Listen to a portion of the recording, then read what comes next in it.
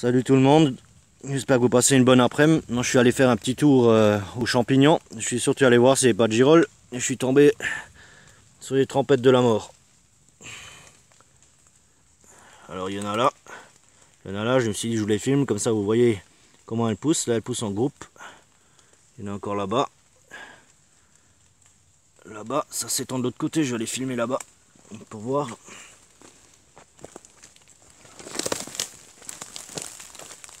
Je me suis pris une petite averse. Je me suis pris une petite averse sur la tête, je suis bien trempé. Mais c'est pas grave. Au moins, on se serait fait plaisir. Il y en a encore là. Et il y en a là. Elles sont jolies.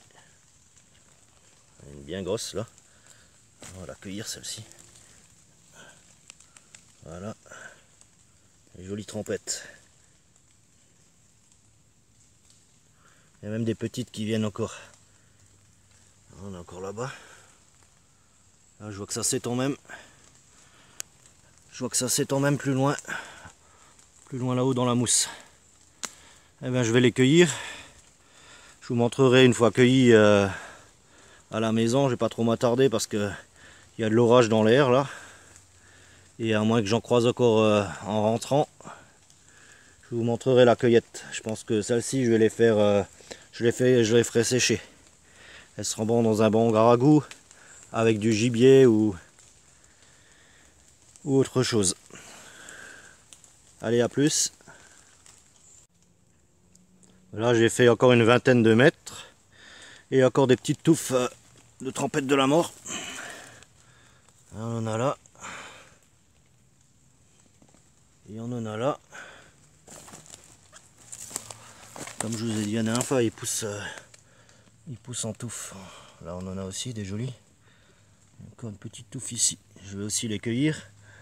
Et si je tombe sur, si j'en tombe encore sur des trempettes, je vous les filme ou autres. Je vois qu'il y en a aussi là, tiens. Là-bas. Et encore ici aussi.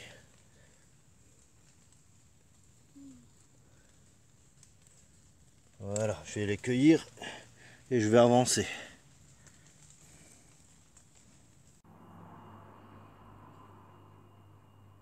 Et nous voilà de retour à la maison là. Et là on voit la cueillette des trempettes à la mort. Donc quelques-unes qui se sont fait un petit peu grignoter. On a quelques jolis spécimens. Elles sont assez jolies. Oh, elles sont pas mal du tout. J'ai vu qu'il y avait encore plein de petites, alors j'irai refaire un tour, je pense le week-end prochain. Ou alors peut-être si j'ai le temps après le boulot. On verra. Et bon, j'ai encore trouvé 2-3 girolles. On a fait une jolie cueillette. Ceux-là, donc je vais les mettre à sécher.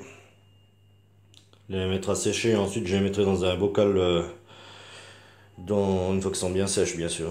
Je les ferai sécher 2-3 jours. Ben là, je vais pas les faire sécher dehors vu qu'ils ont prévu des averses. On aurait pu les mettre sur un journal, les faire sécher à l'extérieur au soleil. Ou alors on peut même les faire sécher après un repas dans un four. Elles sèchent aussi. Moi, je vais les mettre personnellement sur un séchoir. Et je vais les faire sécher comme ça.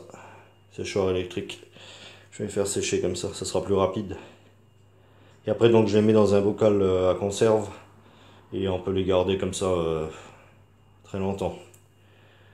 Pour les réhydrater après, où on les met dans l'eau. Mais le mieux c'est de les mettre, pour les réhydrater, le mieux c'est de les mettre dans du lait. De toute façon, une fois qu'elles ont séché, le volume il va se diviser par 3.